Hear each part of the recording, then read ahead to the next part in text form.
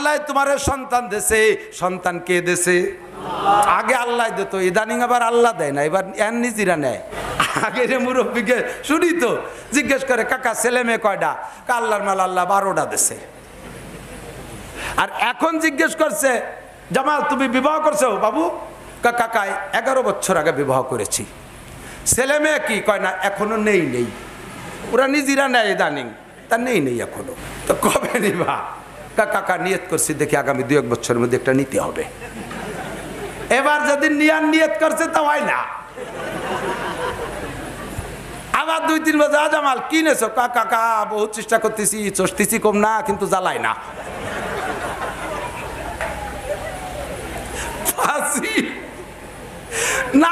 নানিতি ঔষধ খাওয়াতি বস্তার মুখ বন্ধ করে বেড়াইছিস, আল্লাহ পাক মুখ বন্ধ করে দিছে। 2 আধে খাই কেন, 1 আধে খালি হয়। মাঝে মাঝে বক্তারা ওদের শেষে খাইতে বসছে, তা ভিডিও করছে। আয়নার ভিতরে আপনার ছবি দেখবেন, এই ডাইন পাশে বাম দেখা যায়, কথা কন না কে? বাম রে ডাইন দেখা যায়। এই জন্য 2 হাতেই খালাম, কোন হাত দেহাবি দেহা।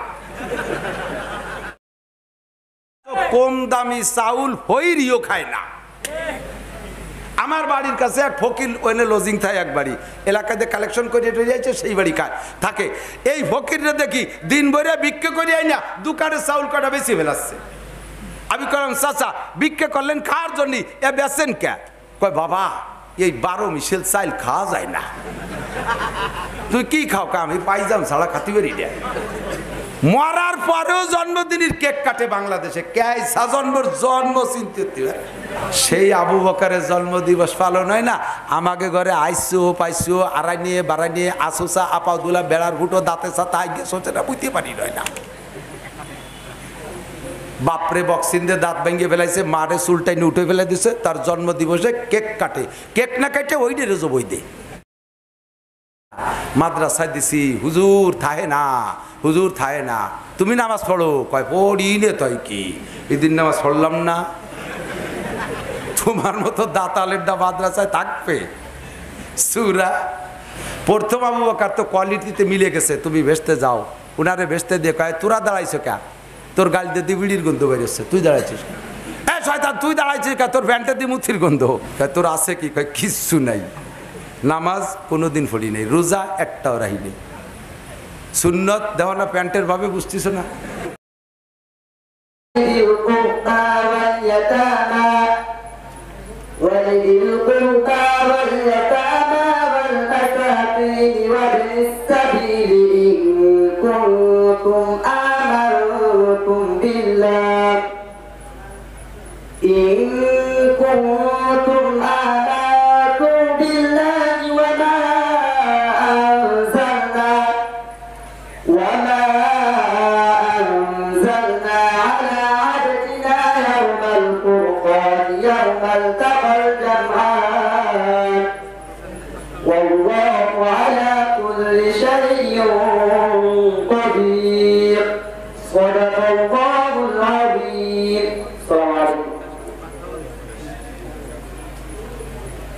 আলহামদুলিল্লাহ, এতক্ষণ যাবৎ আমরা যে হুজুরের জন্য আমরা প্রতীক্ষায় বসে আছি, সারা বাংলাদেশ ব্যাপী হুজুরকে অনেক মানুষ হয়তো দেখে নাই, কিন্তু তার আলোচনা শোনার জন্য আকাঙ্ক্ষা ব্যক্ত করে।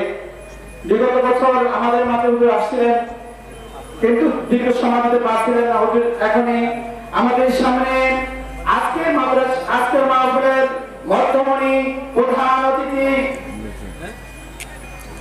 এবং আজকের মাহফিলের প্রধান বক্তা জনাব হযরত মাওলানা নাসিরউদ্দিন যুক্তি বাহাদুর হুজুর আমাদের মাঝে এখনই আলোচনা উপস্থাপন করবেন। আলোচনা পূর্বে এই মাদ্রাসার যারা হেফজ বিভাগ এবং নাজেরা বিভাগের ছাত্ররা পুরস্কৃত হয়েছে, তাদের আমরা এখন পুরস্কার দিয়ে দেবো স্বল্প সময়ের মধ্যেই। তো প্রথম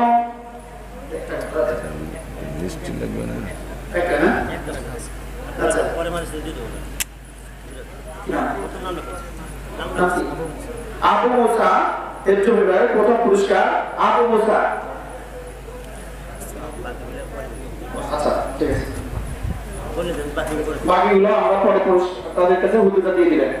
না এটা ঠিক না, এটা ঠিক না, এখনই দিয়ে দেন। তারা পুরস্কার ঘরের মধ্যে দিতে নেবে, তাই জায়গা আনছেন। হুজুর বলতেছেন যে ছাত্রদের আসলে বেশি উনি মানে যে ছাত্ররা উৎসাহ আমাদের একটা লিস্টিতে নাম আনতে হয়। এখানে এন দিয়ে বলবেন কি বলে, বলেন এক একটা করে বলেন। আচ্ছা দ্বিতীয় স্থান হামিম, দ্বিতীয় স্থান হিফজুল হক হামিম, তৃতীয় স্থান জিহাদ, জিহাদ আসো নাচেরা বিভাগ, এরপরে নাচেরা বিভাগ জিহাদ, নাচেরা বিভাগের জিহাদ। দ্বিতীয় স্থান সুরুজ, দ্বিতীয় স্থান নাচেরা বিভাগের সুরুজ মোল্লা অনুপস্থিত, হাফিজ সাহেব গ্রহণ করুন। তো তারপরে নাচেরা বিভাগ তৃতীয় স্থান মোহাম্মদ বিলায়। এরপরে নুরানি বিভাগ প্রথম স্থান তুহিন, তুহিন সম্ভবত। এরপরে দ্বিতীয় স্থান আল আমিন, নুরানি বিভাগ আল আমিন। নুরানি বিভাগ তৃতীয় স্থান চয়ন, চয়ন চয়ন, হ্যাঁ তুহিন, তুহিন আছে। এরপরে আমপাড়া বিভাগ প্রথম স্থান সিফাত, সিফাত আসো। দ্বিতীয় স্থান ইয়াসিন, দ্বিতীয় স্থান ইয়াসিন আমপাড়া বিভাগ। তৃতীয় স্থান আমপাড়া বিভাগ ইয়ামিন, ইয়ামিন, ইয়ামিন আছো। এরপরে হচ্ছে পুরোনো হাফিজা মাদ্রাসার পর আসিফুল ইসলাম, ছোটদের মধ্য থেকে আসিফুল ইসলাম আছে, ইয়াসিন আসছে। পুরস্কার নেবে তো ঘুমাই গেছে। আচ্ছা সোহর আসছে, আচ্ছা ঠিক আছে। আচ্ছা আচ্ছা স্যার কল লাগবে না।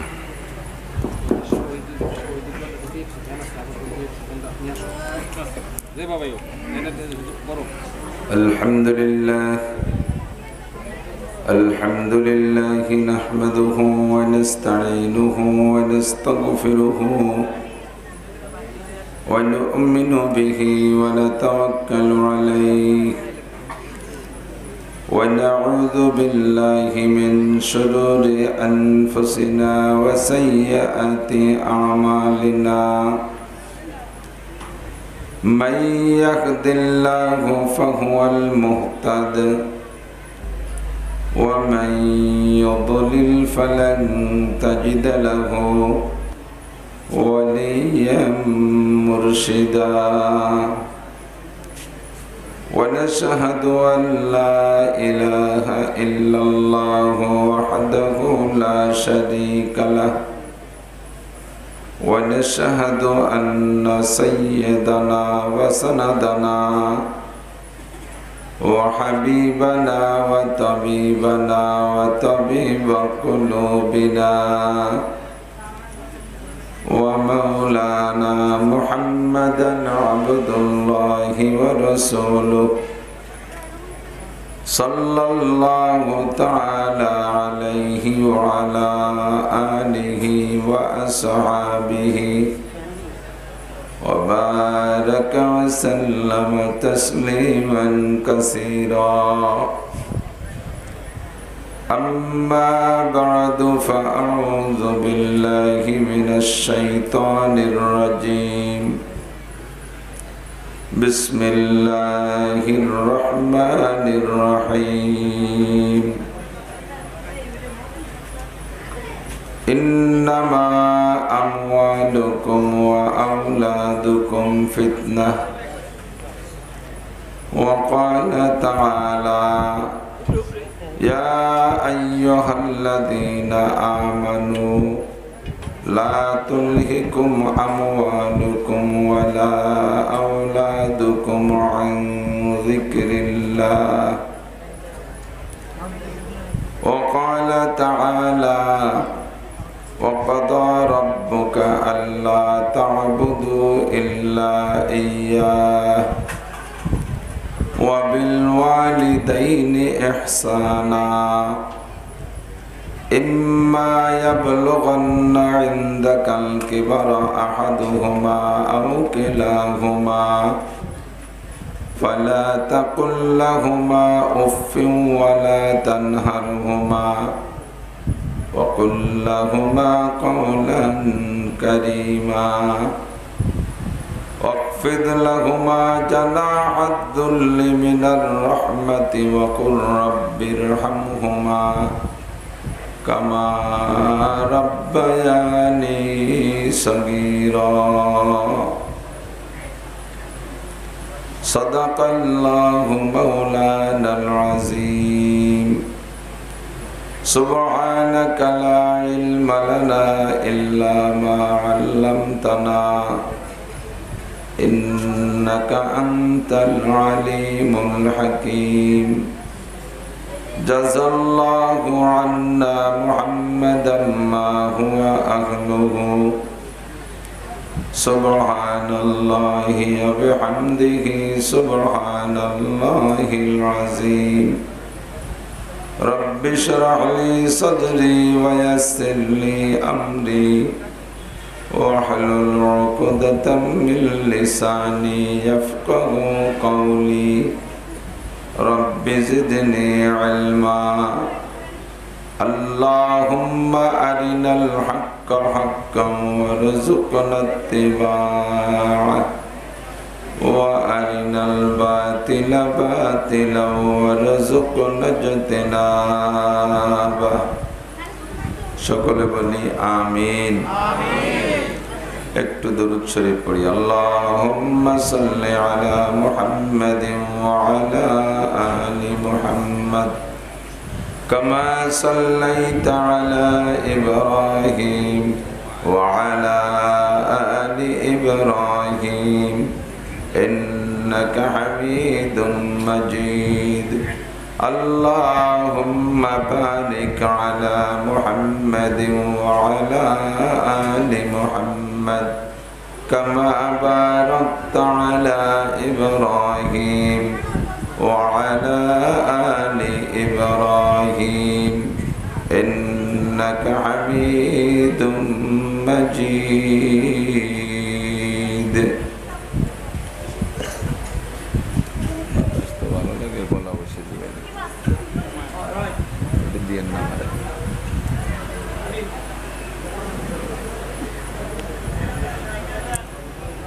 পূর্ব গঙ্গাবর্দী সিদ্দিকিয়া হাফেজিয়া নুরানিয়া মাদ্রাসা এতিমখানার উদ্যোগে আয়োজিত বার্ষিক ওয়াজ ও দোয়ার মাহফিল। আজকের মাহফিলের সম্মানিত সভাপতি এতক্ষণ পর্যন্ত বয়ান করেছেন আপনাদের ফরিদপুরের গৌরব,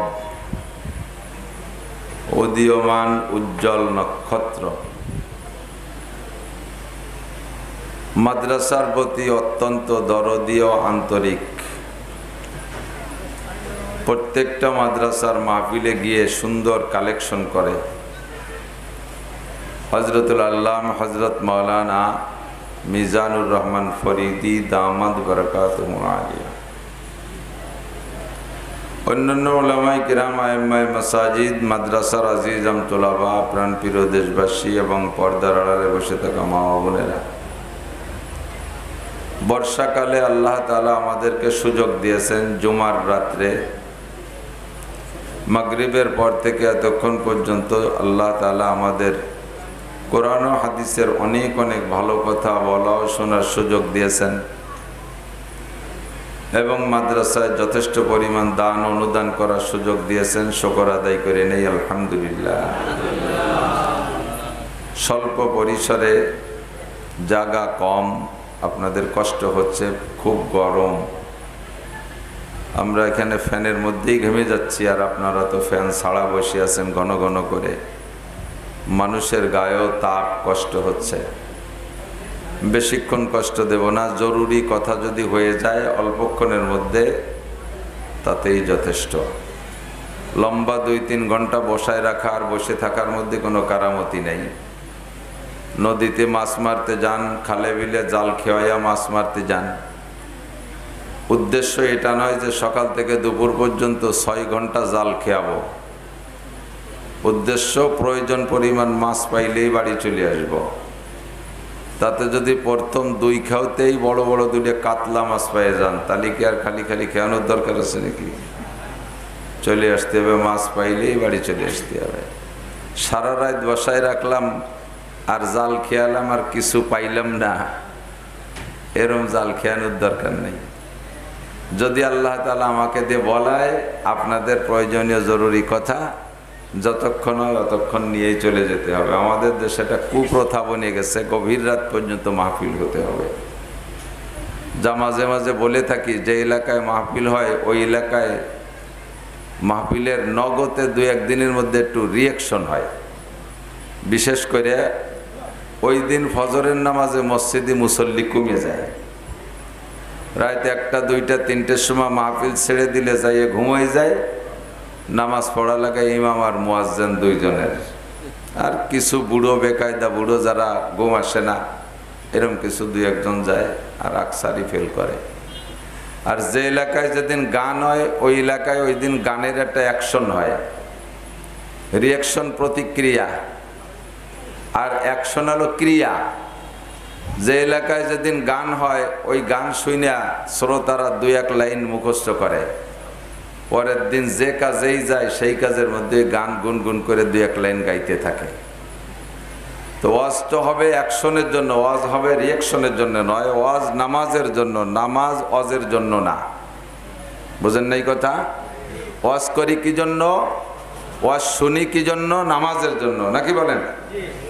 আর ওয়াজ শুনতে শুনতে যদি নামাজ মিস হয়ে যায় তাহলে প্রথম পিটান হবে আমাকে, তারপরে পিটান আপনারাও খাবেন, কর্তৃপক্ষও খাবে। আমি পাকা সিদ্ধান্ত নিয়েছি, ফরমে লিখে দিছি টাইম 9:30 থেকে 11টা। 11টার পরে আমি স্টেজে থাকবো না। সাধ্য অনুযায়ী আমি সময় মতো উপস্থিত হওয়ার চেষ্টা করব ইনশাআল্লাহ। টাইম মতো ওয়াজ করে ছেড়ে দেব, আরামসে খেয়ে দিয়ে ঘুমাবেন, ফজরের আজান কানে যাবে, উঠে নামাজ পড়ব। আল্লাহ তাআলা আমাদের সকলকে তৌফিক দান করুন বলে আমিন। যতটুক টাইম, এই টাইমটাকে এলোমেলোভাবে নষ্ট করা যাবে না, কেউ কোনো দিক খেয়াল করব না। একটা ক্লাসের মতো, হাটহাজারী মাদ্রাসার একটা ক্লাসেও এর চেয়ে ছাত্র বেশি। হাটহাজারী মাদ্রাসার টাইটেলের ক্লাস যেটাকে বলা হয় মৌলানার ক্লাস, এই ক্লাসে 3000 ছাত্র। আমরা কি এখানে 3000 হব? অনেক কম। 1000 গুণলে তারপরে থাকবে কিনা আল্লাহ জানে। তো হাটহাজারী মাদ্রাসার এক ক্লাসের চেয়ে ছাত্র কম। আমিও মাদ্রাসায় পড়াই, কিতাব সাথে নিয়ে আসি, রাত্রে বসে খাস জায়গায় মোতালা করি, সকালবেলা যে ক্লাসে পড়াই। তো ক্লাসে যা পড়াই তার থেকে একটা ক্লাস আপনাদের জন্য নিয়ে আসি, কারণ আমি জানি এলাকার 90%, বলকে 95%, বলকে 98%, 98-99% পাবলিকই মাদ্রাসায় পড়ে নেয়। ফাঁকে ফাঁকে ফাঁকে ফাঁকে এক এক বাড়ির এক একজন পড়ে পড়ে মৌলবী হয়েছে মোটামুটি। আপনারা যারা মাঠে আসছেন 2-1 জন আলেম ওলামা ছাড়া বেশিরভাগই মাদ্রাসায় পড়েন নাই, পড়ার বয়সও নাই, পড়ার নিয়তও নাই, ইনশাআল্লাহ যাবেনও না। কিন্তু দিন সবাই শিখতে হবে, কথা বলেন। দিন সবাই, তলাবুল ইলমি ফারিদাতুন আলা কুল্লি মুসলিম, প্রত্যেকটা মুসলমান নরনারীর উপরে দ্বীনি ইলম শিক্ষা করা ফরজ। দ্বীনি ইলম শিক্ষা করা কথা বলেন, নফল, সুন্নাত, ওয়াজিব। মস্ক করাইতেছি কেন? কিয়ামতে যাইয়া আপনারা আবার আমাদের বিপক্ষে মামলা দেবেন। আল্লাহ, এই নাসির হুজুর এত আন্তর্জাতিক খ্যাতি সম্পন্ন হুজুর, সে সময় খ্যাতি সম্পন্ন কবেন না, রাগ করে কবেন ক্ষতি সম্পন্ন। এই জম্মের খাওয়াইছি, কত টাকা পয়সা দিছি, পোস্টার হ্যান্ডেলিং করে টরে আনছি, একটা ভালো কথা পড়াই যায়নি। এই দ্বীনি ইলম শিক্ষা করা যে ফরজ, এইটা যদি হুজুর বলতো তাহলে আমরা না শিখে ছাড়তাম। আপনি অস্বীকার করবেন, ফরজ বলে আপনি স্বীকার করবেনই না। আল্লাহ কি বলবেন? আল-ইয়াওমা নাখতিমু আলা আফওয়াহিহিম ওয়া তুকাল্লিমুনা আইদিহিম ওয়া তাশহাদু আরজুলুহুম বিমা কানু ইয়াকসিবুন। আল্লাহ পাক বলবেন, ও বান্দা, কিরামান কাতিবিনা ইয়ালামুনা মা তাফআলুন। আল্লাহ পাক বলবেন, মা ইয়ালফিজু মিন কাওলিন ইল্লা লাদাইহি রাকিবুন আতীদ। আল্লাহ পাক বলবেন, ইকরা কিতাবাকা কাফা বিনাফসিকা আল-ইয়াওমা আলাইকা হাসিবা। ও বান্দা মিথ্যে কথা বলিস না, তোর মুখ দিয়ে যে কথা বের হয়েছে সঙ্গে সঙ্গে তোর কাঁধে গোয়েন্দা ফেরেশতা ছিল, তুই দেখিস নাই? ফেরেশতা আমার আপনার কাঁধে আছে না নাই? দেখছেন কোনদিন? সাহাবায়ে কেরামরা অনুভব করেছে, আম্বিয়া আলাইহিমুস সালাম দেখেছে, আমাদের চোখ থাকিতে অন্ধ, আমরা দেখতে পাই না। সঙ্গে প্রত্যেকটা মানুষের গোয়েন্দা ফেরেশতা আছে, অবশ্যই আছে। এই ফেরেশতাদেরকে আমরা দেখি না, চেনা যায় না।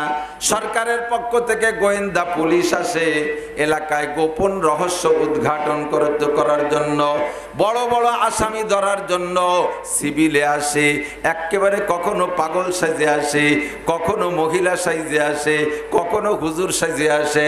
ভ্যারাইটি রূপ নিয়ে আইসা আমাদের সাথে বৈশা বৈশা চার দোকানে বৈশা গল্প করে আর খায়, আর চা খায় আর বিস্কুট খায়।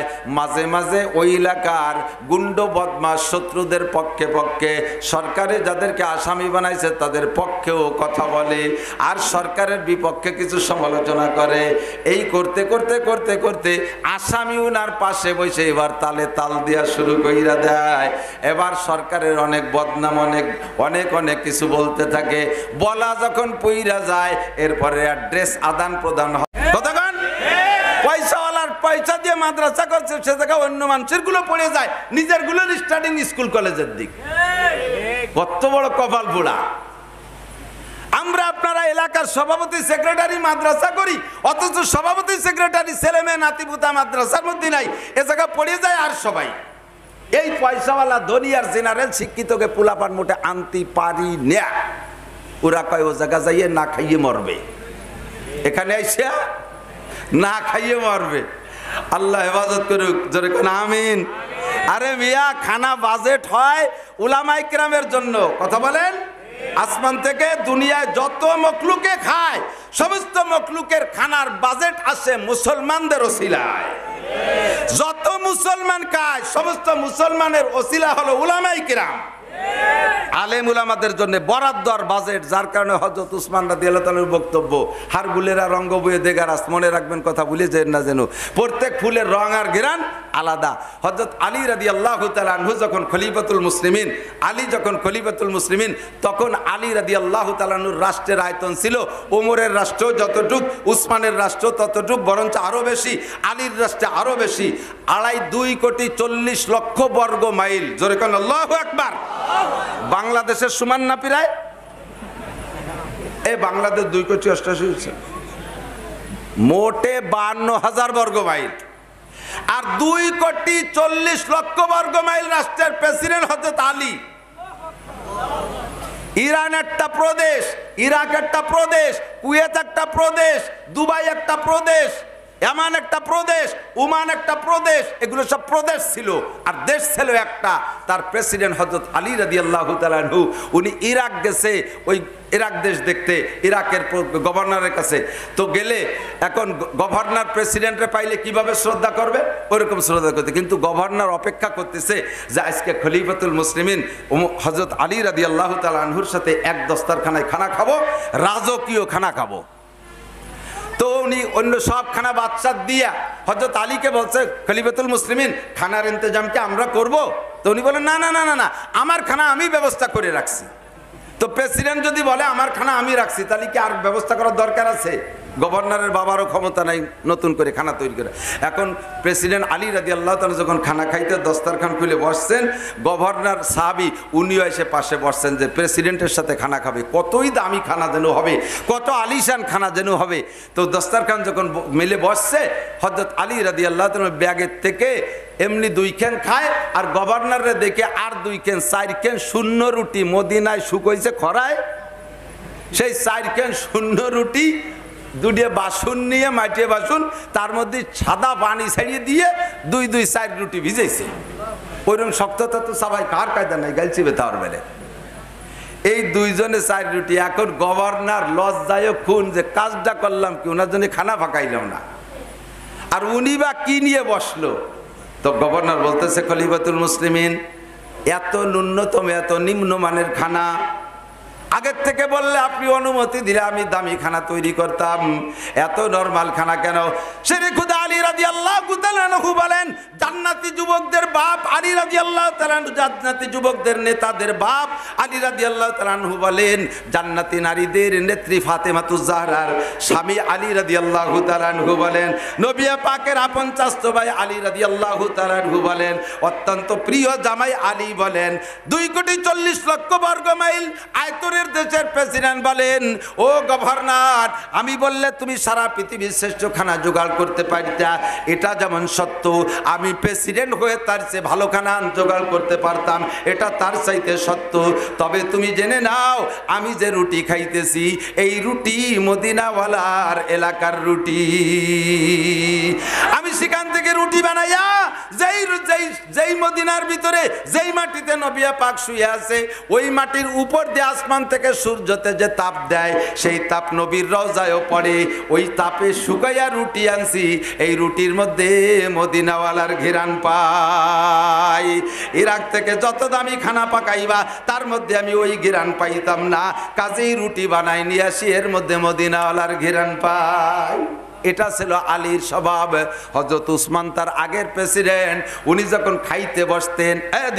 যখন খাইতে বসতেন কমপক্ষে 20 প্রকারের তরকারি নিয়ে বসতেন, দামি দামি খানা। এখন সাহাবায়ে কেরাম কেউ কেউ কয়, হুজুর ওমর তো এত খাই নেই, উনিও তো রাজা ছিল, আবু বকর তো এত খাই নেই, উনিও তো রাজা ছিল, আর আল্লাহ নবীতে হকাল পরকাল উভয় জগতের রাজা, তা আপনি এত আইটেম নিয়ে খান কে? ভাই, হযরত উসমান রাদিয়াল্লাহু তাআলা আনহু জাহান্নামী না? কথা কন না কে? কাফের, মুশরিক, বেঈমান, নরমাল পাবলিক, অশিক্ষিত, প্যান্ট পরা নেতা, টাই পরা নেতা, জান্নাতি শ্রেষ্ঠ 10 জন জান্নাতির মধ্যে একজন হযরত উসমান, শ্রেষ্ঠ 4 জনের একজন হযরত উসমান। কতক্ষণ ঠিক না? মন্তব্য নষ্টের দিক নেওয়া যাবে না।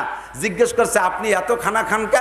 তো হযরত উসমান বলতেছে, মিয়া সারা দুনিয়ার আইসো পাইসো আড়াই নিয়ে বাড়াই নিয়ে কাফের, মুশরিক, নমরুদ, ফেরাউন, হামান, কারুন, সাদ্দাত বদমায়েশরা খায় আমাদের ওসিলায়, আসমান থেকে খানা বরাদ্দ হয় আমরা মুসলমানদের ওসিলায়, আর আমাদের নামে বরাদ্দ হবে আমরা কম খাবার, ওই আইসো পাইসোরা খাইয়ে যাবে। আমরা খাবো জম্মের খা পরান বেড়ে খাইয়ে, থাকলেই খাবে না থাকলে না খাবে। এই জন্য আমার তৌফিক আছে, আমি যতবারই খাবো, থাকলে ওরা খাবে না থাকলে। কতক্ষণ ঠিক না? আলীর দাও ঠিক, উসমানের দাও। উলামায়ে কিরামের নামে বরাদ্দ হয়, এরা না খাইয়ে থাকবে না। কত খাবেন? আসেন আমার সাথে, এই সিজনে 6 মাস পর্যন্ত গড়বেন, খাতি খাতি আমাশা হয়ে যাবে ইনশাআল্লাহ। খাতি খাতি সব খাবারের প্রতি অনীহা আসবে। ফল ফ্রুট দেখলে খাইতে মনে চায় না, বড় মাছ খাইতে মনে চায় না, গোশ খাইতে মনে চায় না, কোনো গোশ খাইতে মনে চায় না, লাস্টে যাই এসে গুড়ায় চলে যায় পাতলা ডাইলার কাঁচকলা ভর্তা। না খাওয়া বিদ্যা, হুজুর পড়াইয়া করিয়ে খাবে কি, এই টেনশনে পড়ায় না। এখন আল্লাহ কয়, নাসির তোমার আর রস করা লাগবে না, মাদ্রাসায় খালি ঘর বানায় সারো, আর নাই কিন্তু সুতি দিয়ে জায়গা পাবা না, সুতি দিয়ে আর জায়গা পাবা না, ঘর বানাও। আল্লাহ কিভাবে ছাত্র বাড়াবা? কয় ছোট্ট একটা অদৃশ্য বোমা মাইরে দেব, দেখবা ছাত্র কি পরিমাণ আছে। সমস্ত গোটা বাংলাদেশে মক্তব আর হেফজখানা, মহিলা মক্তব আর পুরুষ মক্তব, যত ছোট মাদ্রাসা আছে বড় মাদ্রাসার এই 2 সেকশন, ছাত্র থুয়ার জায়গা পাচ্ছি না, ঘর বানাই দিয়ে সত্যি পারতেছি না। কারণ কেজি বন্ধ, প্রাইমারি বন্ধ, ছোট স্কুল সব বন্ধ, প্রাইভেট স্কুল বন্ধ, সব বন্ধ। 7, 8, 6, 8, 9, 10 বছরে পোলাপান মা বাপরে জ্বালাই খাচ্ছে। আম্মা, মা টাকা দাও, মামা কিনে খাবো, আব্বা টাকা দাও, দাদা কিনে খাবো, বড় মামা খাবো, মাইজি মামা খাবো, ছোট মামা খাবো। মহিলাদের আর বাপের পকেটে আর আসলে বান্দা যা ছিল সব শেষ, পকেটটা নিয়ে ছিঁড়ে ফেলাই দিচ্ছে। দায় থেকে কয়, শয়তান তুই সামনেতে সর দি, কয় কোন জায়গা যাবো? তাড়াতাড়ি যা, পূর্ব গঙ্গাবর্তী মাদ্রাসা খুলছে, ওই জায়গা যা, একটু বাসি তোর ঝামেলাতে। আল্লাহর রহমতে একে ধাক্কায় প্রত্যেকটা মাদ্রাসা ভরে গেছে। হুজুরা বলতেছে, হুজুর ছাত্রের সতী দিয়ে জায়গা পাই না। এ কারিশমা কার হাতে? জোর হলো না কার হাতে? ও দোস্ত, আল্লাহ পাক রব্বুল আলামিন আমাদেরকে পাঠিয়েছে। আমি সরকারকে বলি, বহু জায়গা দেখেছি বাংলাদেশে যদি সরকারে 4 লক্ষ পুলিশ থাকে, মিনিমাম 3 লক্ষ পুলিশ অবিরাম প্রায় দিন একটা দুইটা করে আমাদের বয়ান শোনে। পুলিশরা আমাদের বয়ান শোনে, অত্যন্ত মহব্বত করে, ভালোবাসে। আমি নিজে চোখে দেখছি যে জায়গা যাই মাহফিলে পুলিশে যদি ওসি সাহেব আসে, আইসিও সাহেব আসে, অথবা আরো বড় অফিসার আসে, কানে কানে কয়ে দেয়, হুজুর মদের বিরুদ্ধে একটু কথা কইয়েন, মাদকের বিপক্ষে কথা বইলেন। আমি বললাম তা শিখাই দেওয়া লাগবে না, এ সমস্ত রোগ ধরে ধরে ইনশাআল্লাহ আগে ডায়াগনোসিস হবে, এরপরে চিকিৎসা হবে, এরপরে নর্মাল চিকিৎসা না করলে ইনশাআল্লাহ অপারেশন করে নাড়ি বের করে, দরকার হয় বান্দরের নাড়ি সেট করে দেব, মানুষের নাড়ি সেট করে দেব। পেটের মধ্যে বান্দরের নাড়ি ঢুকছে, কথা কোন ঠিক ঠিক না? শুয়ারের নাড়ি ঢুকছে, বান্দরের নাড়ি ঢুকছে, এগুলো বের করে মানুষের নাড়ি সেট করব। এরপরে আমাকে কানে কানে কয়ে দেয়, হুজুর আপনাদের প্রতিষ্ঠানেও বড় বড় ছেলেরা থাকে, ও জায়গায় একটু মাদক বিরুদ্ধে কথা কইয়েন। আমি বললাম স্যার ও ব্যাপারে টেনশন মুক্ত। বাংলাদেশের কোনো মাদ্রাসার ছাত্ররা, কোনো কওমি মাদ্রাসার একটা ছাত্র আজ পর্যন্ত ধরা পড়ে নাই যে সে ইয়াবা খায়, গাঁজা খায়, ফেন্সিডিল খায়, হিরোইন খায়, কোনো মাদক গ্রহণ করে মাদ্রাসার ছাত্র এমন খুঁজলে পাওয়া যাবে? জোরে বলেন যাবে?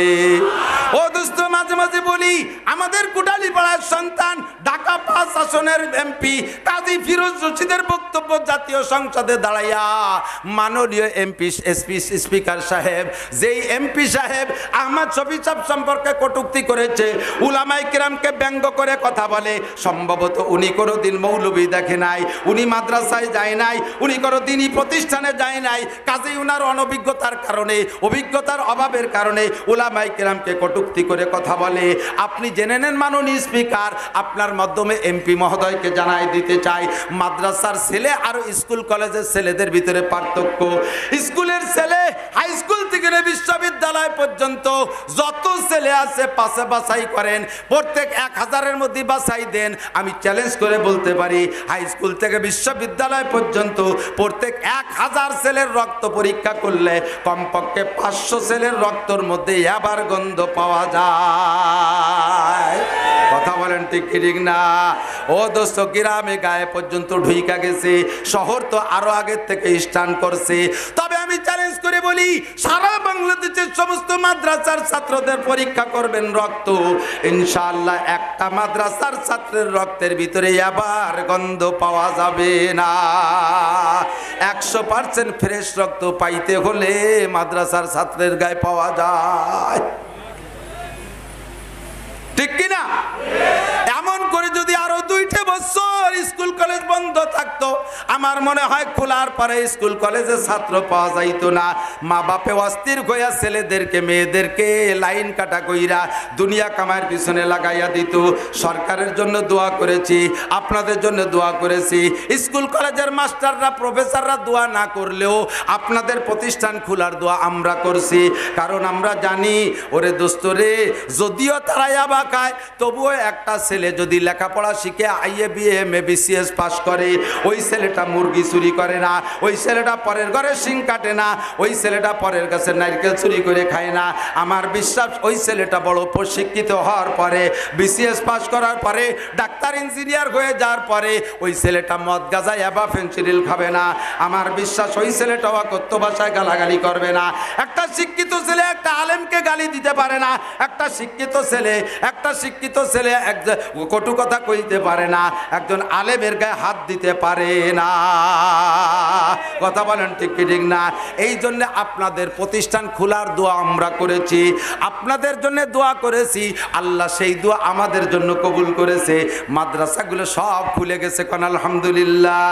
মাহফিলগুলো খুলে দিয়েছে, সরকারকে ধন্যবাদ জানাই, স্বাগতম জানাই, সরকারকে ধন্যবাদ জানাই, মোবারকবাদ জানাই। মাহফিলগুলো খুলে দিয়েছে, এর মাধ্যমে মানুষে কিছু দিন শেখে। আজকে মাত্র 2টা কথা বলবো, আমার দিক তাকান, ক্লাসে পড়ার মতো। আল্লাহ পাক রব্বুল আলামিন বলেন, বুঝতেছেন তো কথা? ইন্নামা, কুরআন শরীফের আয়াত, ইন্নামা, অবশ্যই। 2টা কথা দিক। ক্লাসে ছাত্র যদি এদিক ওদিক নজর করে, তাহলে উস্তাদ পড়ায় জুত পায় না। আমার দিক গেলবেন কথা। ইন্নামা আমওয়ালুকুম ওয়া আওলাদুকুম ফিতনা।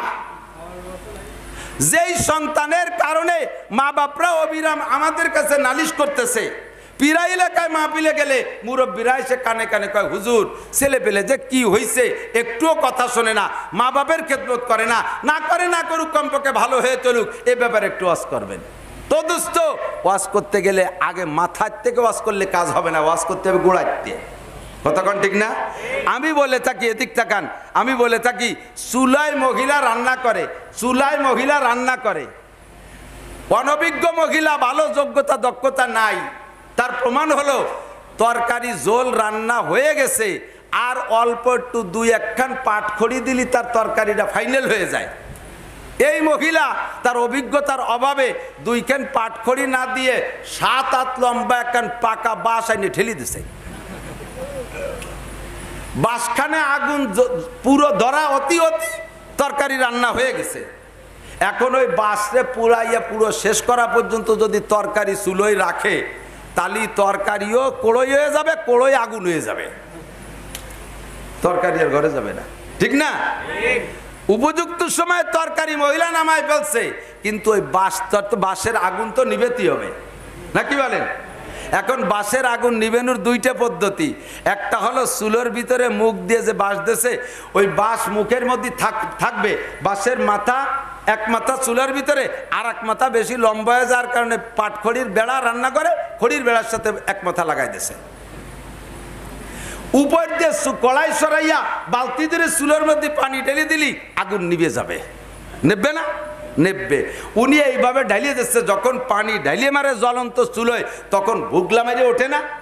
মহিলার যদি মুখ টুক ওই জায়গা থাকে, তাহলে ওই বুগলায় উনিও পুড়িয়ে যাবে, তবে আগুন নেবে। কিন্তু উনি মনে করছে আগুন তো নিভেই দিছি, থুয়ে টুয়ে চলে গেছে, রেখে চলে গেছে। কিছুক্ষণ পরে চুলোর মধ্যে তো অরিজিনাল আগুন কিছু আছে, পানি যখন শুকিয়ে যাবে, ধীরে ধীরে ওই বাসে আবার খেয়ে খেয়ে খেয়ে খেয়ে একসময় আগুন জ্বলেই মহিলা যাইয়া রান্না বান্না করে তরকারি নিয়ে ঘরে যে খাইয়ে দেইয়া দুপুরবেলা কয়লুলাই ঘুমাই গেছে, দরজা বন্ধ করে বৈশাখ বসে দিন ফ্যান চালাই দিয়ে ঘুমাই রয়েছে। ওদিকে বাঁশের এক মাথা বেড়ার সাথে আর এক মাথা চুলোর মধ্যে, ওই জায়গাতে আগুন ধরে খাইয়ে উঠে পুরো ঘর পড়ছে। পরে বড় ঘরে, ওনার ঘরেও যখন আগুন ধরছে, সেই সময় উনি সজাগ হয়েছে। এরকম সম্ভাবনা আছে না নাই? এভাবে নেবে, কিন্তু পরে আবার আগুন ধরে যাওয়ার ভয় থাকে। কিন্তু স্থায়ীভাবে নিবেইতে হলে উপর দিয়ে পানি ডালা লাগবে না, সহজ পদ্ধতি, নিচের থেকে বাঁশখান সরাইয়া বাইরে এক জায়গা থুয়ে দিলি পারে এমনি নিভে যাবে। ঠিক কি ঠিক না? তো দোস্ত, যুবকরা গাঁজা খায়, ফেন্সিডিল খায়, হিরোইন খায়, জিনা করে, ফ্রি ফায়ার গেম খেলে, আরো যত যা কিছু আছে। আজকে শুনলাম যুবকরা অত্যন্ত মনক্ষুণ্ণ, বিশেষ করে মহিলারা খুব মন খারাপ, স্টার জলসার জি বাংলার বলে লাইন বন্ধ হয়ে দিয়েছে। একটা তকবীর হবে না? নারায়ে তাকবীর! আল্লাহ কবুল করুক, বলেন আমিন। মহিলারা এত দুঃখিত, বন্ধ হয়েছে কবে তা জানি না, আমি আজই শুনলাম।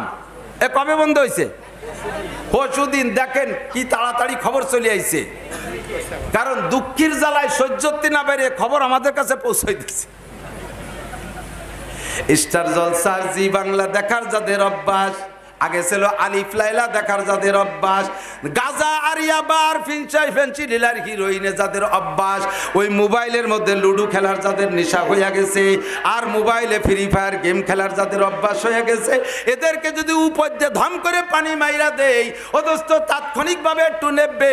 জাহান্নামের ভয় দিয়ে একটু পানি ডাইলা দিলাম, তাৎক্ষণিক নেববে। কিন্তু মোবাইল ঘরের মধ্যে রয়েছে, ওর আগে ওই লাকড়ির মাথায়, বাঁশের মাথায় নিবু নিবু আগুন আছে।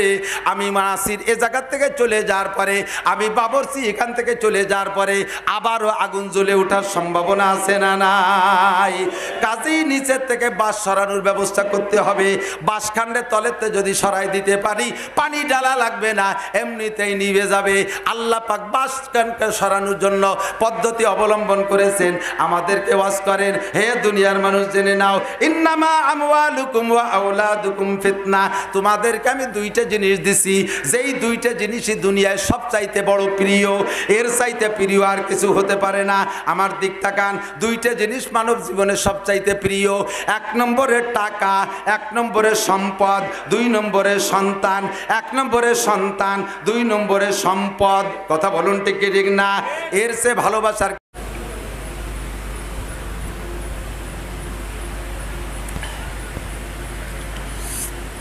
দুই আদ্যে খাই কেন, 1 আদ্যে খালি হয়। এদিক দেখান, মাঝে মাঝে বক্তারা অজের শেষে খাইতে বসছে, তা ভিডিও করছে। আয়নার ভিতরে আপনার ছবিটা, আয়নার ভিতরে আপনার ছবি দেখবেন, এই ডাইন পাশে বাম দেখা যায়। কথা কন না কে? বাম রে ডাইন দেখা যায়।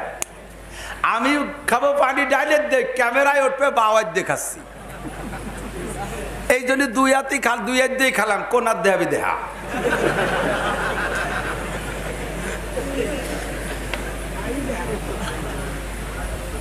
কষ্ট হচ্ছে? আমার হচ্ছে। গরম খুব। আল্লাহ, দুইটা জিনিস ফিতনা। কয়টা? যে দুইটা জিনিস সবচেয়ে প্রিয়, ওই দুইটা জিনিসই ফিতনা। কথা কি বুঝছেন? আর ফিতনা সংক্রান্ত আল্লাহর ফতোয়া, ফিতনা মানে ফিতনা, যা বোঝেন তাই। এই ফিতনা বাজাত করিস না, এই ফিতনা আরবি শব্দ, আমাদের বাংলায় ব্যবহার হয়, হয় কি হয় না? হয়। এখন এই ফিতনা সংক্রান্ত আল্লাহ ফতোয়া দেয় কি? আল ফিতনাতু আসাদ্দু মিনাল কতল। ফিতনা হলো মানুষ হত্যা করার চাইতে জঘন্য অপরাধ। মানুষ হত্যা করার চাইতে ফিতনা জঘন্য অপরাধ। কাজেই তোমরা ফিতনার থেকে বাঁচো। আহা, খেয়াল করতেছে না, মজা পাচ্ছেন না? একটু ক্লাস নেন, শোনা। সব জায়গা সুর হয় না, আর সুরের মধ্যে সুর হয়ে যায়, কিন্তু তাতে বোঝার কিছু থাকে না। কথা গেলেন? শিক্ষিত জনতা, শ্রোতার কোয়ালিটি ভালো, বেশিরভাগ বুঝমান, ছোট ছোট খুদকুড়ো কম আছে এর মধ্যে, সাইজ মতো আছেন, একটু কথা নিয়ে যান। দুইটা জিনিস সবচেয়ে প্রিয়, আর ওই দুইটা জিনিসই আল্লাহ বললেন ফিতনা। আর ফিতনা সম্পর্কে আল্লাহর ফতোয়া, আল ফিতনাতু আসাদ্দু মিনাল কতল। তাহলে যেই জিনিসটা কতল, মানুষ হত্যা করার চাইতে জঘন্য, সেই জিনিস থেকে সেই জিনিসকে পরিহার করা উচিত। কথা কন না? সেই জিনিস থেকে সরে থাকা উচিত, সেই জিনিসকে বাদ দেওয়া উচিত। কাজেই আমাকে আপনাকে দুইটা জিনিসই বাদ দেওয়া উচিত। যদি ফিতনা মানে যেই যা বুঝি তাই হয়। কি কি বাদ দিতে হবে? সন্তানও নেব না, সম্পদও। এক শ্রেণীর মুফাসসিরে কুরআন সেই কালের সরকারের 5 আটা সরকারের পক্ষে ফতোয়া দিতে যাইয়া উনরা বলে ফিতনা মানে ঝামেলা, ফিতনা মানে ঝামেলা। আল্লাহ নিজেই বললেন সন্তান আর সম্পদ ঝামেলা, আর ঝামেলা হলো মানুষ হত্যা করার চাইতে জঘন্য। কাজেই আমরা এইগুলোর থেকে বেঁচে থাকাই উত্তম। এই বলে ওনরা ফতোয়া দিলেন যে সম্পদের থেকে তো বাঁচার কায়দা নাই, সন্তানের থেকে বাঁচতে পারবো। কি সিস্টেম কি? কয় ডাক্তার, মেডিকেল সায়েন্সের বিজ্ঞানীদেরকে বলে দেন, এই আল্লাহর কথা অনুযায়ী আমরা যদি সন্তান থেকে বাঁচি, কম সন্তান নেই, সন্তান মারিয়ে ফেলাই, এই সন্তান নষ্ট করে দেই, তাহলে আল্লাহর একটা হুকুমের পর আমল হবে, বড় ধরনের নেকি পাবো, গুনাহ তো হবেই না। জোরে কর নাউজুবিল্লাহ। 5 আটা সরকারি মৌলবী যাইয়া এই ফতোয়া দিয়ে দেশে সরকারি বা মেডিকেল সায়েন্সের বিজ্ঞানীদেরকে দায়িত্ব দেশে, তোমরা এই সন্তান বন্ধ করার পদ্ধতি আবিষ্কার করো। পৃথিবীর ভূখণ্ড অল্প, মানুষ যে কাতারে প্রোটেকশন পাচ্ছে, এই কাতারে এইভাবে যদি প্রোটেকশন পায়, তাহলে একসময় বসবাসের ঘর বাড়িতে জায়গা জমি সব ঘিরে যাবে, আমরা না খাইয়ে মরে যাব, ফসলের জমি থাকবে না। এত সন্তান হইলে লালন পালন করব কিভাবে, খাইতে দেবো কিভাবে? জোরে কর নাউজুবিল্লাহ। এ ভাই, খাওয়ায় কে? জোর হলো না। পড়ায় কে? বাংলাদেশ স্বাধীনের পরে দেশের মানুষ ছিল 7.5 কোটি। মুরব্বীরা কন কয় কোটি? বসবাসের জায়গা জমি, বসবাসে মানুষ জায়গা জমি কম নষ্ট করছে, মাঠে ফসলি জমি ছিল পর্যাপ্ত পরিমাণ, অনেক ছিল, ঠিক না? তার 7.5 কোটি মানুষ বসবাসের জমি নষ্ট করে নাই, ইন্ডাস্ট্রিজ কলকারখানাতে জায়গা জমি নষ্ট করে নাই, ফসলের জমি ছিল বহুত। সেই 7.5 কোটি মানুষ ভাত পাই নাই। স্বাধীনের পরে আমি নিজেই রাস্তার পাশের বুনো কচু খুঁজে নিয়ে, তাই নিয়ে তেতল দিয়ে খাটা রান দিয়ে সেই খাটা খাইয়ে অক্ত কাটাইছি। কতক্ষণ মুরব্বীরা? ঘাসের ভাত, সিনের চালির ভাত, ড্যাপের খই, এই যে ওক্ত চালাইছি, 28 জাউ রান্না করে খাইছে। এরপরে ওই যে বুনো কচুর খাটা, এক বুনো কচু সাপকতি শুয়োর লাগে নাই, আমরাই পরিষ্কার করছি। কতক্ষণ ঠিক ঠিক না? 7.5 কোটি মানুষ ভাত পাই নাই। আর আল্লাহর রহমতে এখন মানুষ 20 কোটি, আর রোহিঙ্গা মেহমান আইছে 12 লক্ষ।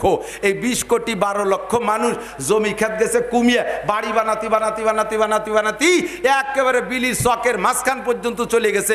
বিশাল 2 বিঘে কি কয় 2 কিলোমিটার নিয়ে ডাঙ্গা মাঠ ছিল, চক ছিল, সেই চক হয়ে গেছে আধা কিলো। বাড়ি বানায় খাটো করে বেড়াইছে, জমির ফসলের জমি কমিয়ে গেছে, মানুষ হয়ে গেছে 20 কোটি, উড়া আইছে 12 লক্ষ। এত কিছুর পরেও আল্লাহর রহমতে সেই 28 জাউ নাই, সেই বুনো কচুর খাটা নাই, ড্যাপের খই নাই, গাছের চালির ভাত খাওয়া লাগে না। কথা বলেন ঠিক ঠিক না? বরঞ্চ কম দামি চাউল হইরিও খায় না। আমার বাড়ির কাছে এক ফকির ওখানে লজিং থাকে, এক বাড়ি এলাকাতে কালেকশন করে যাইছে, সেই বাড়ি খায় থাকে। এই ফকিররা দেখি দিন ভরে ভিক্ষে করে আই না, দোকানে চাউল কটা বেশি ফেলাচ্ছে। আমি কলাম চাচা ভিক্ষে করলেন খাওয়ার জন্য, এ বেচেন কে? কয় বাবা এই 12 মিশেল চাইল খাওয়া যায় না। তুই কি খাও? কা আমি পাইজাম ছাড়া খাতি পারি না।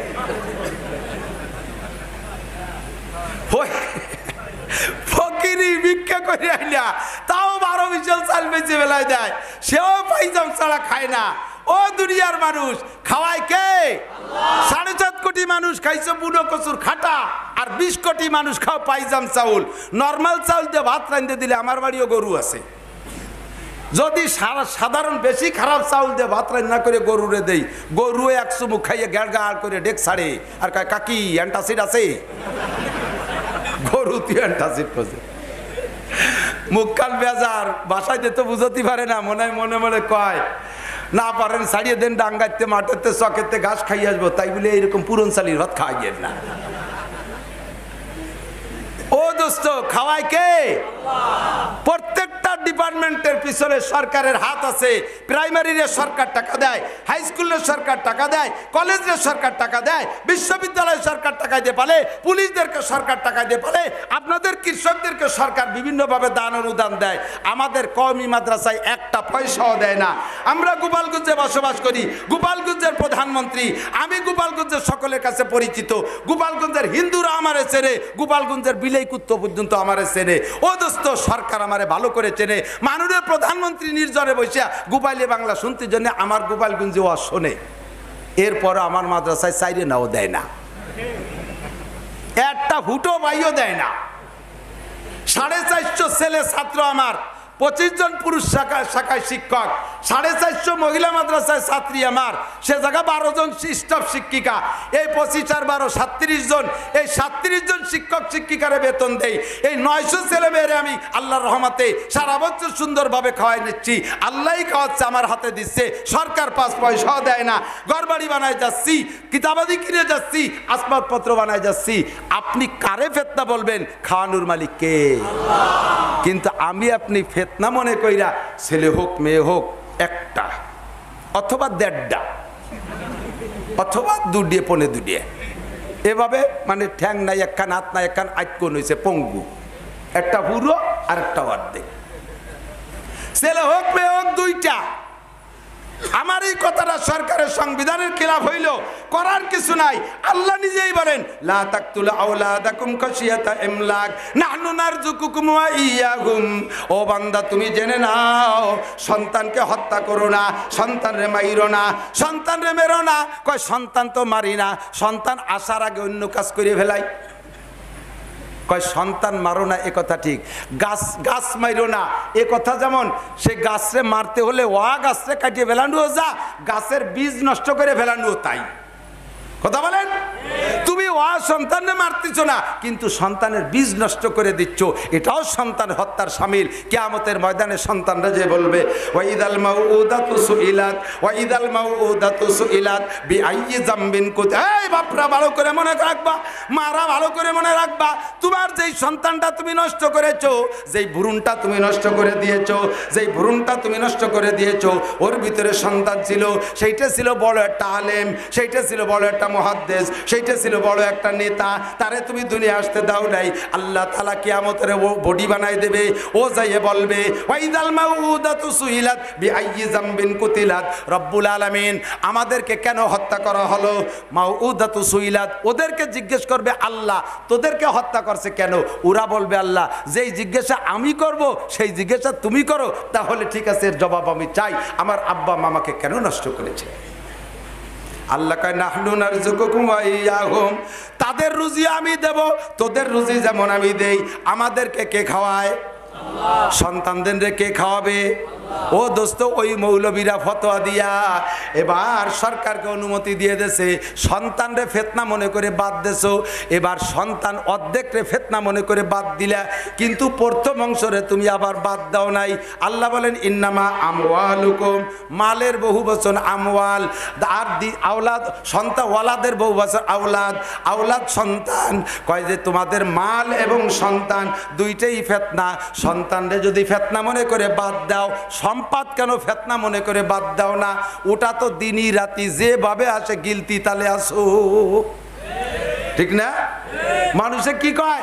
ধনপাতি দুয়ার দেয় না, ধনপাতি দরজা বন্ধ করে না, যেভাবে আসুক, সুদ খাও, ঘুষ খাও, চুরি করো, ডাকাতি করো, টোন মারো, মন মারো, রাস্তা মারো, খাল মারো, বিজিএফ কার্ড মারো, পঙ্গু ভাতা মারো, বিধবা ভাতা মারো, বয়স্ক ভাতা মারো, যেভাবে পারো দিনই রাতি হাঁসের বাচ্চার মতো গিলবা, চাবা বানা।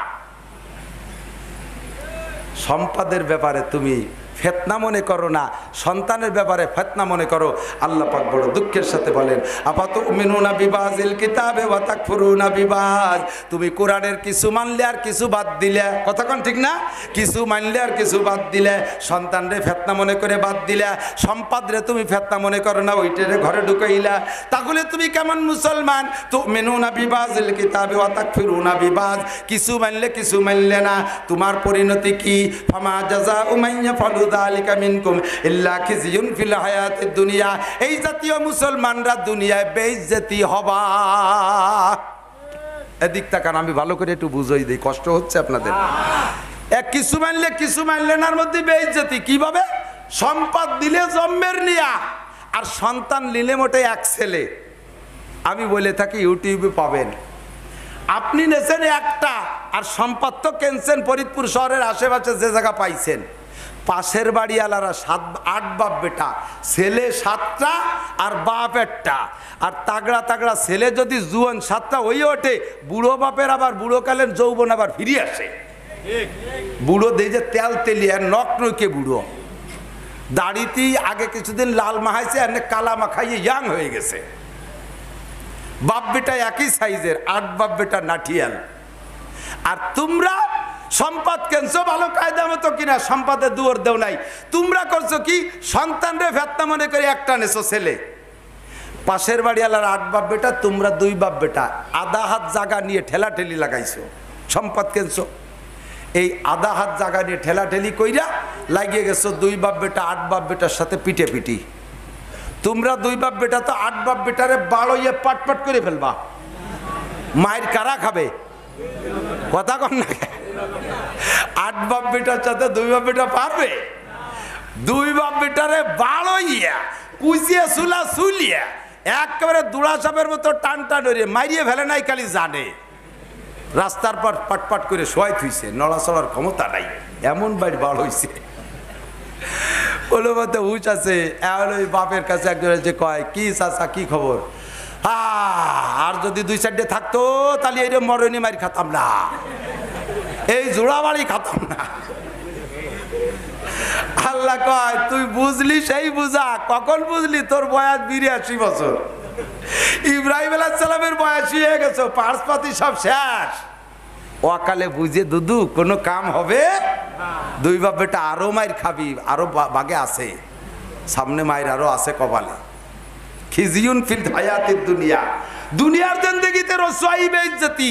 আরো বলি এদিক তাকান, সত্য মিথ্যা খুঁজে দেখেন, আমি না দেখে বলি না, আমি প্রমাণ না করে বলি না। 1 বাপের 1 ছেলে, 1 মায়ের 1 পুত, গোটা বাংলাদেশ খোঁজেন 99% 99 ভাগ এক বাপের এক ছেলে উড়টিয়া বাদামিয়া বদমায়েশ গাঁজাখোর বিয়াদব উশৃঙ্খল বাপরে মারে মারে মারে বাপের গলা চিপে ধরে বাপরে পিঠে গাজার টাকা দেয় বউ ছাড়ে বাপের ভিটে বেচে শ্বশুর বাড়ি বেচে নানি শাউরির বাপের বাড়ি যা পাবে তাও খুঁটিয়ে বেচে হাওয়া আলাইহিস সালামের কাছে মিরাজ পাবে বলে তাও বেচে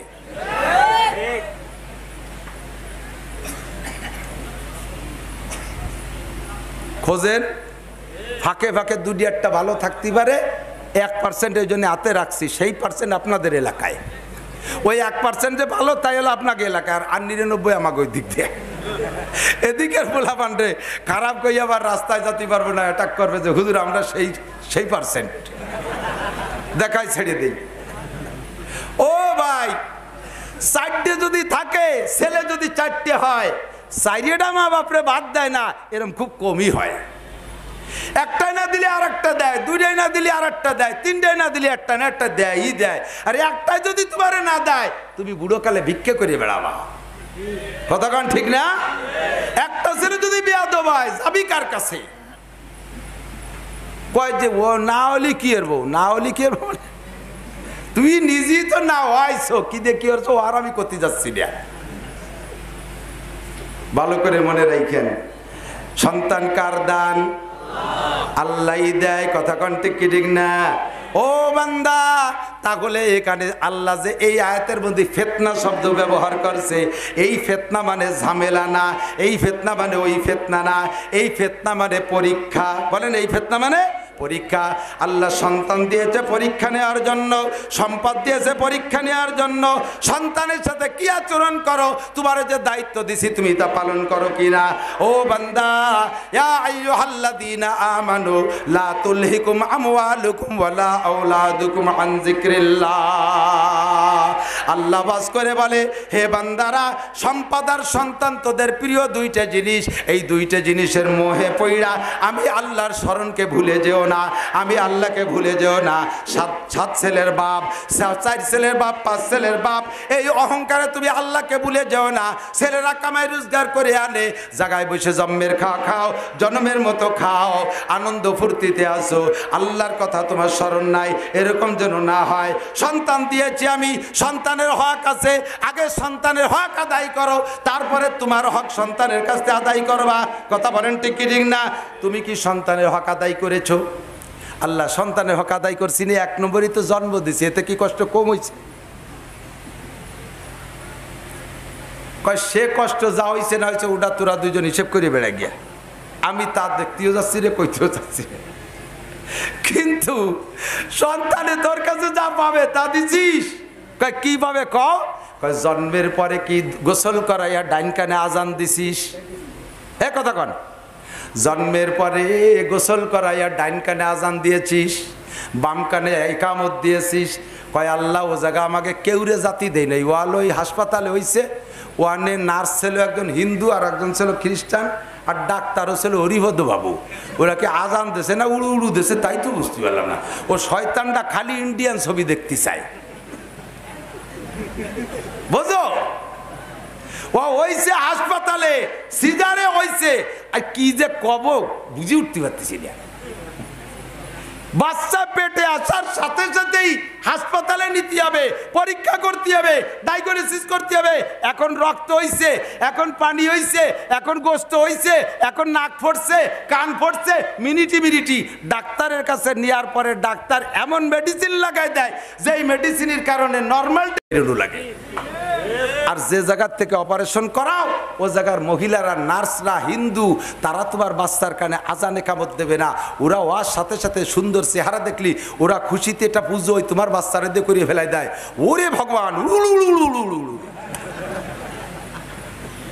আজান না শুনাইয়া উড়ু উড়ু দিয়ে দেছো যার কারণে বাংলাদেশে মুক্তিযোদ্ধার সন্তান হইয়া ভারত বাংলাদেশ যদি ক্রিকেট খেলা হয় মুসলমানের সন্তান মুক্তিযোদ্ধার সন্তান হইয়া ভারতের সচিনীর দল নেয় ভারতের পার্টি নেয় কারণ ওর জন্মের সময় হলো হিন্দু নার্সরা কানের মধ্যে উড়ু উড়ু শুনাইতেছে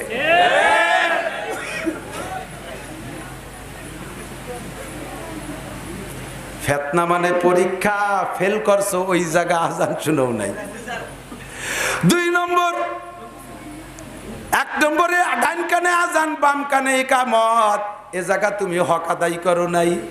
2 নম্বরে বাচ্চারে খাওয়াই পা মায়ের দুধ, বাচ্চা পেটে আসছে, ডাক্তারে টাইম দিয়েছে 16 তারিখে সিজার, 15 তারিখে নিয়মিতভাবে হাসপাতালে ঢুকাইয়া উনি ফিডার আর বোতল টোতল ইত্যাদি দুধ কয় প্রকার জন্মের পরে খাতি পারবে সেইগুলো গুছাই নিয়ে ঘটিবাটি রেডি করে বসে আছে।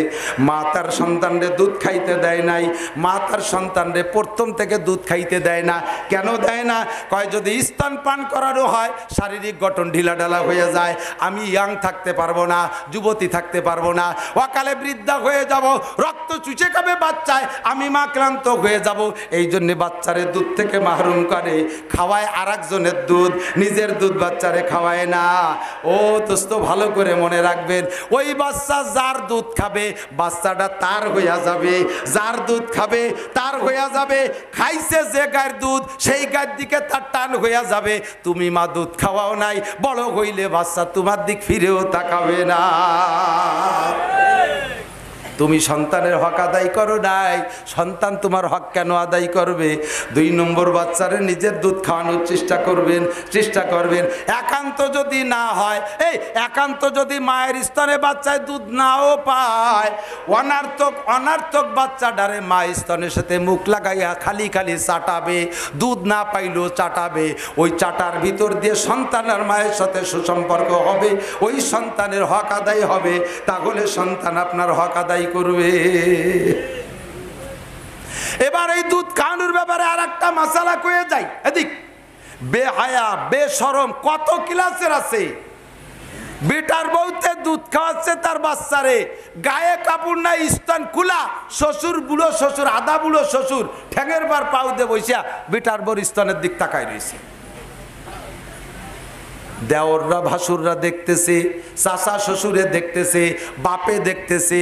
মহিলার যদি আরো বড় ছেলে থাকে, 18-20 বছরের কলেজে পড়া ছেলে থাকে, ওই ছেলের সামনে মায়ের দুধের বাচ্চাটারে দুধ খাওয়াইতেছে স্তন খুলিয়া, ওই বাচ্চা জীবনে দিনদার হবে না।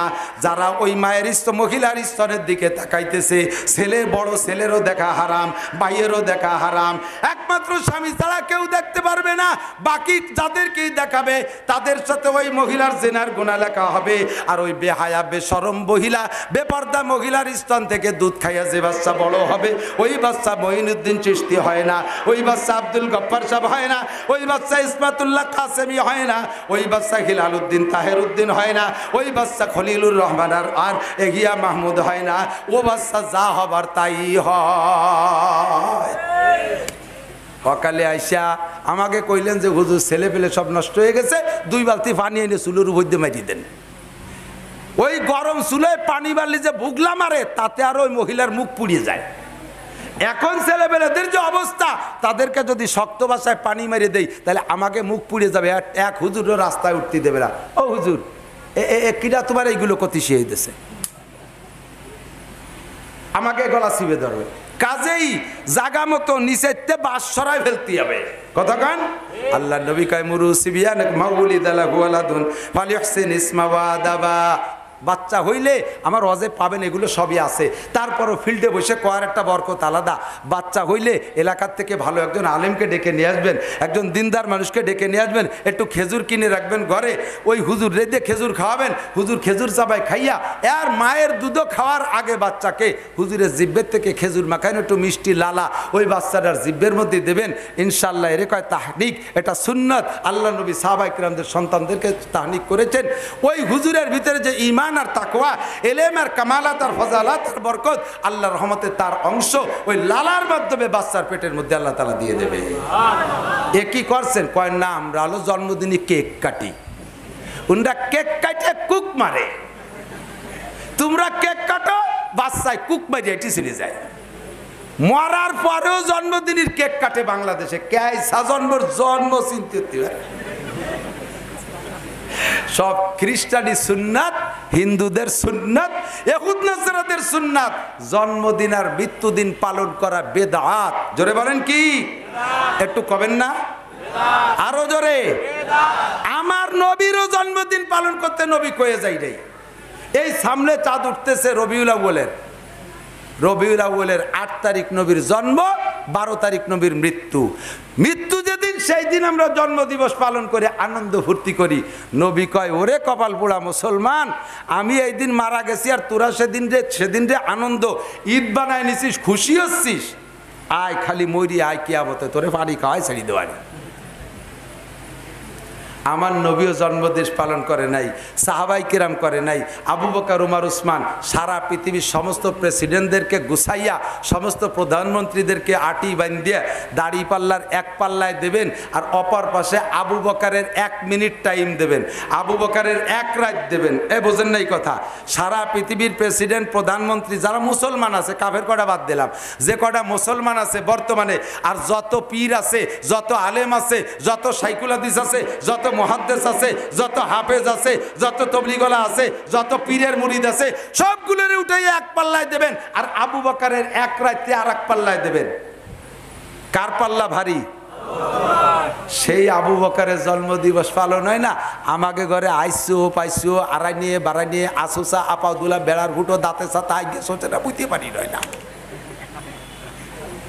বাপরে বক্সিং দিয়ে দাঁত ভেঙে ফেলাইছে, মারে চুলটাই উঠে ফেলে দিছে, তার জন্মদিবসে কেক কাটে, কেক না কাটে ওই ডেরে বই দে, এত বড় ফাজিল উড় ওইটে বাদামি ডেরে কথা কয় না কা?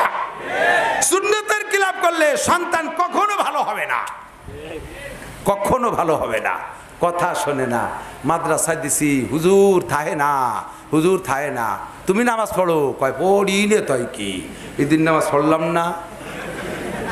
তোমার মতো দাতালেরটা মাদ্রাসায় থাকবে সুরা, তুই নিজেই নামাজ পড়িস না, তো তোরটা বলবে কে? ছেলেরা কয় বাবা কোরআন শরীফ পড়ো, ছেলে কয় তুমি একটু পড়ো, তো বাবে ভালো না, তাই ছেলেরা ভর্তি করলে পড়বে কে? এই জ্ঞানজাম তো ওইখানতে লেগে যায়। ভালো যদি সন্তান চাও, আগে নিজে ভালো হও, কথা কন ঠিক কি ঠিক না? সন্তান যদি ভালো বানাইতে চাও, আগে নিজে ভালো হও। ও দোস্ত, এবার সন্তানের পিছনে পরিচর্যা। আল্লাহ নবী বলেন, মা উলিদা লাহু ওয়ালাদুন ফালিহসিন ইসমা ওয়া আদাবা। আল্লাহ তোমার সন্তান দেছে, সন্তান কে দেছে? কথা কয় না? না, আগে আল্লাহ দিত, ইদানিং আবার আল্লাহ দেয় না, এবার এন নিজেরা নেয়। কথা কন? আগে রে মুরব্বীকে শুনি তো, জিজ্ঞেস করে কাকা ছেলে মেয়ে কয়টা? আল্লাহর মাল আল্লাহ 12টা দেছে, 6টা মেয়ে 6টা ছেলে। আল্লাহর মাল আল্লাহ 12টা দেছে, কথা কন ঠিকই তো? আর এখন জিজ্ঞেস করছে, জামাল তুমি বিবাহ করছো বাবু? কাকায় 11 বছর আগে বিবাহ করেছি। ছেলে মেয়ে কি? কয় না এখনো নেই। আগের মুরব্বীকে তো আল্লাহ দিত, ওরা নিজেরা নেয় ইদানিং, তা নেই এখনো। তো কবে নিবা? কাকা নিয়ত করছি, দেখি আগামী 2-1 বছরের মধ্যে একটা নিতে হবে। এবার যদি নিয়ত করছে তা হয় না, আবার 2-3 বছর, জামাল কিনেছো? কাকা বহুত চেষ্টা করতেছি, চষতেছি কম না, কিন্তু জ্বালায় না।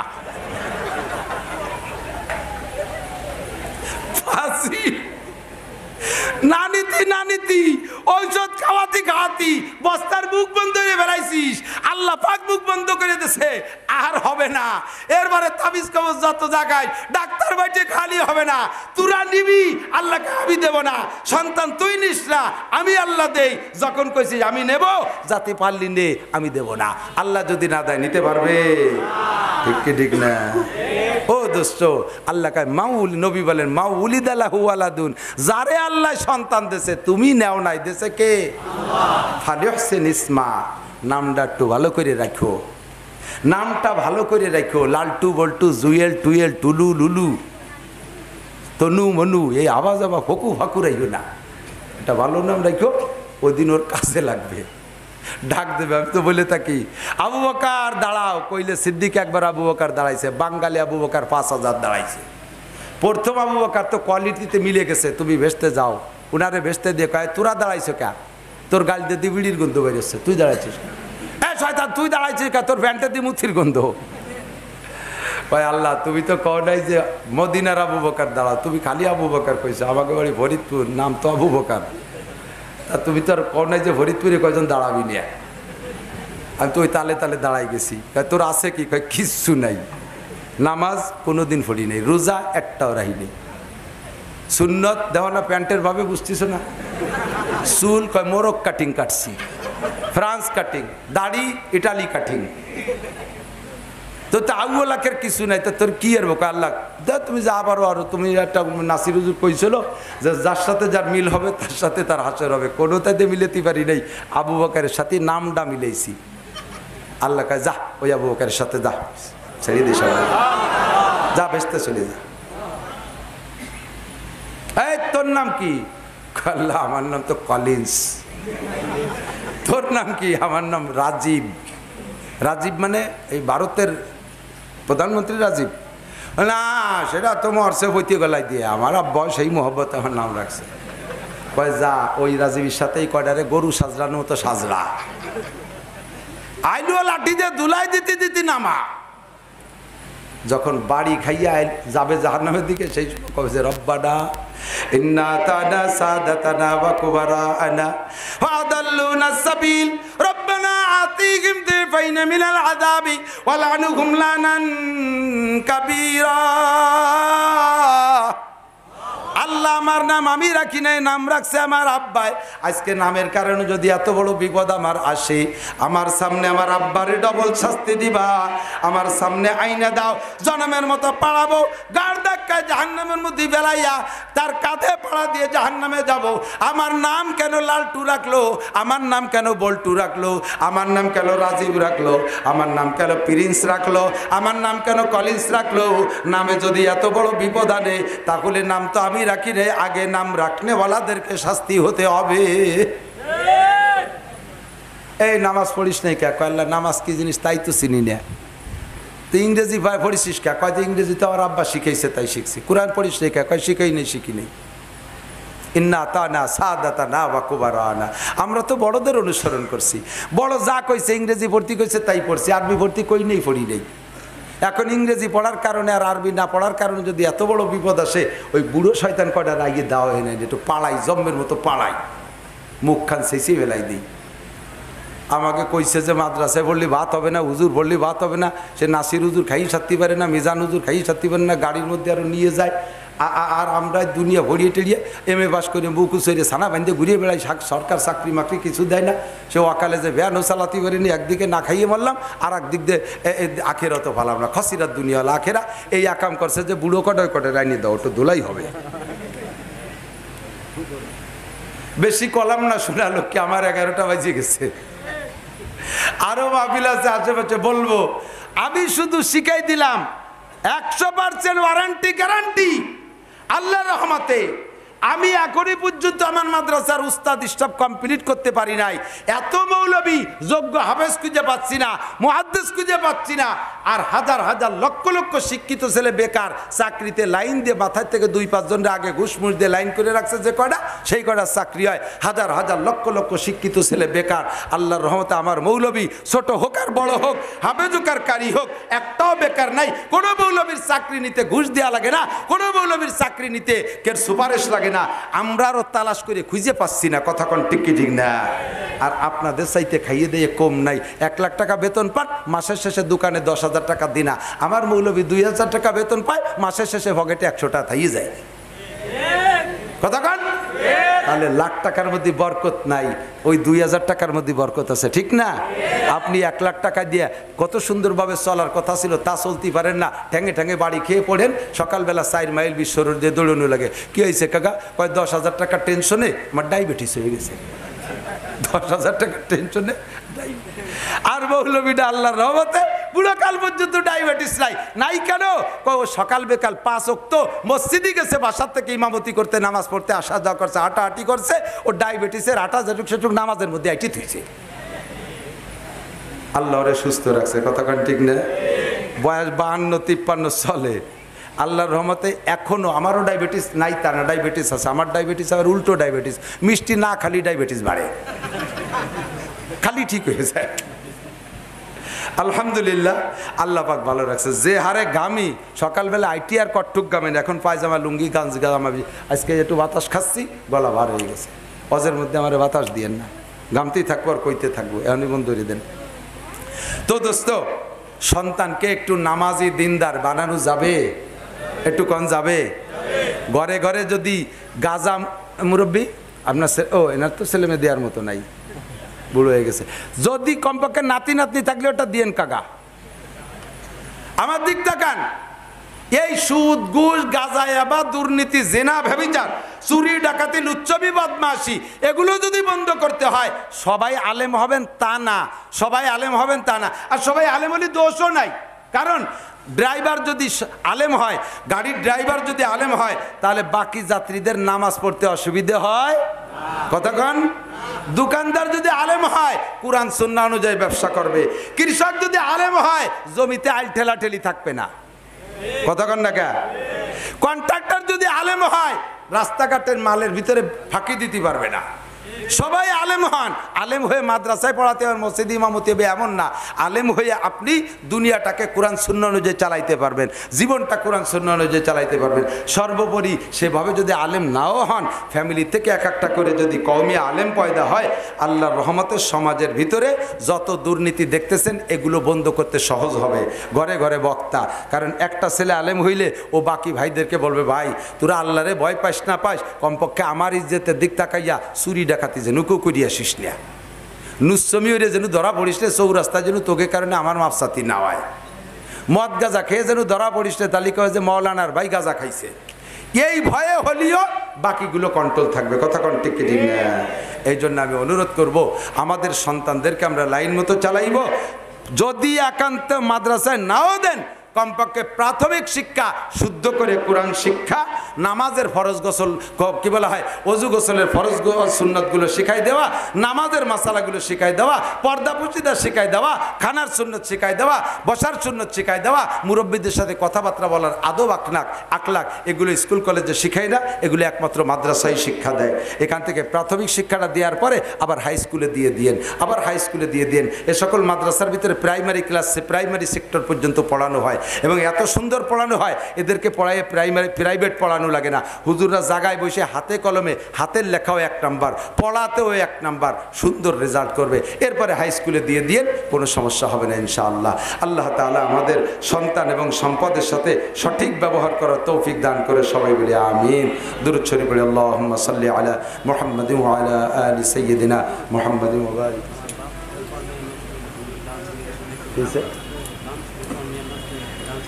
এই ভাইটাও অসুস্থ, চোখের সমস্যা।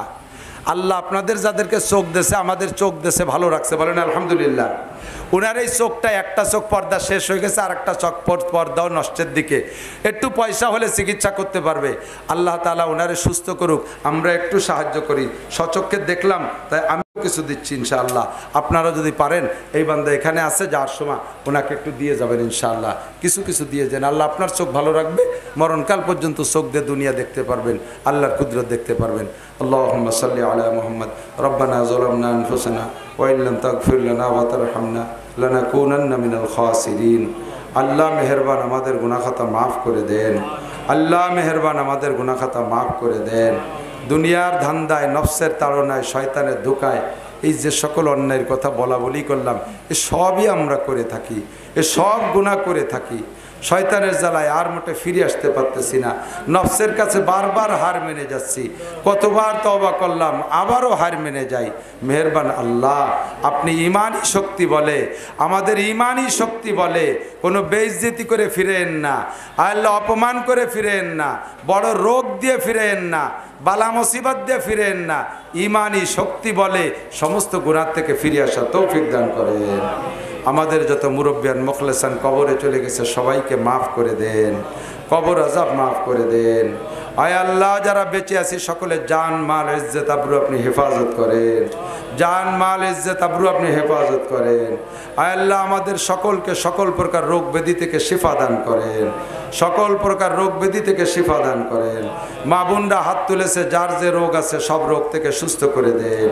সারা দুনিয়া থেকে আল্লাহ করোনা ভাইরাসকে চিরতরে তাড়িয়ে দেন। মুসলিম জগৎকে সকল প্রকার ভাইরাস থেকে হেফাজত করেন। আয় আল্লাহ মেহেরবান, আমাদের সন্তান সন্তানীদেরকে নামাজি, নেককার, দিনদার, ইমানদার, পরহেজগার বানায় দেন।